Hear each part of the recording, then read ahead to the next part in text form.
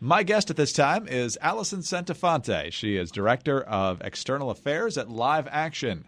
The pro-life organization is speaking out after lawmakers in New York approved legislation legalizing abortion up until the moment just before birth if the mother's health is considered endangered.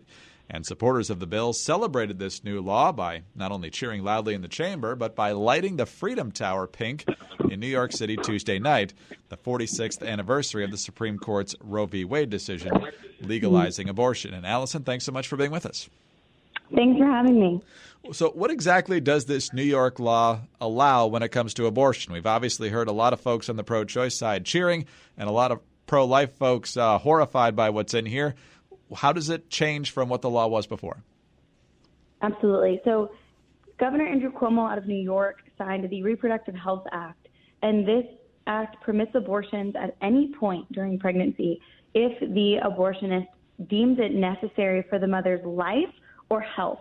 And so the new caveat there is health. It was always the law with life. The new addition was health. Now, the problem there is that according to Doe v. Bolton, the U.S. Supreme Court, health includes not just physical health, but encompasses emotional, psychological, familial, and the woman's age consideration.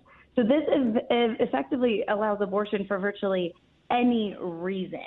And many people are outraged, as they should be, because, think about what this means in practice is that a woman at 8 months in pregnancy or even a few days before her delivery date could say, I'm not well emotionally, my health is not well, and I need to end the life of this child.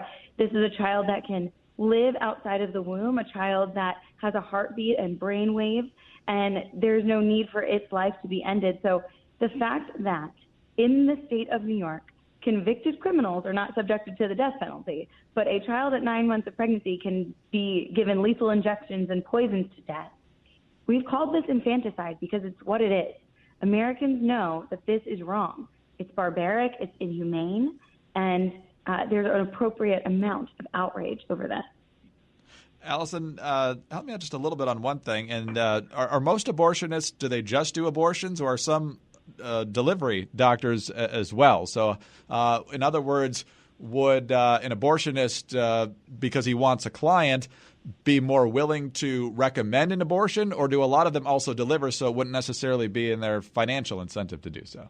Well, it's a great question, Greg, and I'm actually seeing a lot of doctors speak out, OBGYNs speak out against this law because they're saying, look, a late-term abortion like this is not needed. If it's a viable child, you can deliver that child and save the life of the mother, and we can deal with the health issues separately while saving the life of this child. And every doctor should see two patients. They should see two patients when they see a pregnant woman and always be fighting for the life of both of those patients. And so you're touching on something, which is the fact that abortion is a money-making procedure. It often makes money for abortion doctors in the abortion industry, which we at Live Action have covered and talked about. And so, yeah, you're asking the right questions. Why are they promoting abortion such an extreme level right now when we live in a beautiful society and we can support these children? We know that we can. Thankfully, a recent Marist poll shows that 75% of Americans actually believe abortion should be limited to, at most, the first 3 months of pregnancy. So that's like the first trimester. Think about how much farther this goes than where most Americans are at. That poll included pro-choice, Democrats, independents, a majority of those also saying they wanted to limit it to the first 3 months. And so I think this is a good time for pro-lifers to step up, Greg. Though this is bad news, this is a great opportunity for us to be talking about the reality of abortion. And if your friends and family are outraged like mine are, saying, 9 months, that's far too late. Well, the next question is, where do you draw the line? Is it 20 weeks when a baby can feel pain? Is it at heartbeat at 6 weeks when there's life there? So having this opportunity, I think, is huge for us to talk about prenatal development and also what these procedures do to the preborn child. We're talking with Alison Centofante of Live Action. And Alison, you said something in passing that I want to dig into a little bit more, and that's that when you're 7, 8, closing in on 9 months along, it's hard to think of a condition that would require an abortion when the child is viable at that point. So the fact that this has been cheered now and put into law by Democrats in at least one state. Does that suggest that the viability argument was never really one that they were all that concerned about in the first place? It's something I've actually been reading and tracking too, Greg. Great question. I mean, the viability argument has always been something that people bring up. I mean, those, I think, even outside of the pro-life movement say, well, if it's viable, it's different. And so that's, again, a common point for us to meet on with those who disagree. But we need to be acknowledging that this is the extremism of Roe v. Wade. 1973's decision in Roe v. Wade allows laws like this to exist. It was Roe that legalized abortion through all 9 months of pregnancy. And if Roe is not overturned, any state could follow New York's monstrous example. Roe goes so far pro-abortion extremism that it's allowed for laws like this to happen. If and when Roe v. Wade is overturned, which I believe it will be, we need to be ready to have these conversations because the debate will go back to the states. Some states, like New York, may choose to be completely extreme, like this decision, but there will be a healthy, robust conversation within the states, as there should be, about how we protect the most vulnerable among us, how we take care of women in unplanned pregnancies, and how we restore families so that women don't feel alone. No woman walks into a Planned Parenthood abortion facility feeling empowered. They walk in feeling alone, like they have no other choice. Many of them, when polled, say, if one person had just said that they would help me through this, I wouldn't have gone through with my abortion. So we need to be that one person for those around us. They need to know that we're a safe space to go to with unplanned pregnancies. And so I'm really hopeful that this news, though tragic, will lead others to see those in their communities who are loving, concerned about the preborn and the women that are mothers to these children. A couple more topics in our last couple of minutes here. Alison, let's get back to the law and what it accomplishes here, in addition to what you described about due to concerns about the health of the mother as opposed to the life of the mother, allowing abortion up to basically the moment of birth.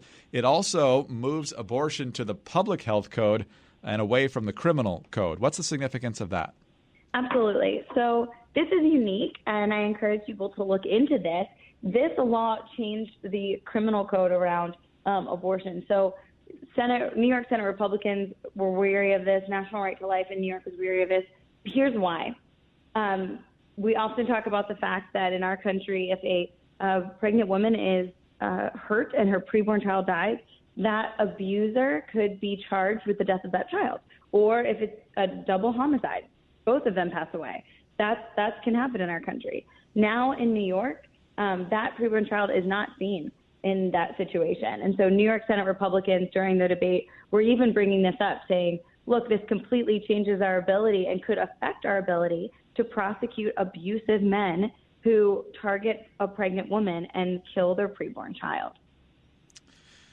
Let's talk now about the reaction to this, because obviously when you're considering a woman in a crisis pregnancy, there's not a lot to cheer about. It's a very difficult situation, and obviously you believe and hope that she would choose life and so forth. But even those on the pro-choice side, at least publicly, talk about what a grave time it is in that person's life if they're that troubled about a pregnancy. So how do you react to basically the cheering in the chamber and the lighting of the Freedom Tower, and how supporters reacted to all this? It's tragic. It's eerie to hear that.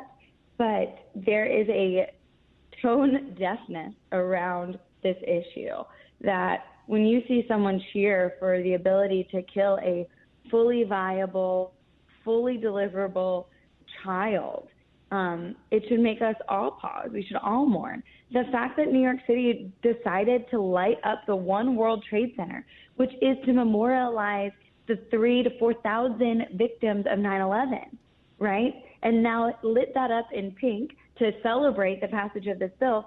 Well, almost the same number of babies are killed every day at a Planned Parenthood as died in 9/11. And so there's a lack of awareness of the significant problems behind abortion. And we have to keep, as a pro-life movement, talking about the child, talking about the woman, talking about better options.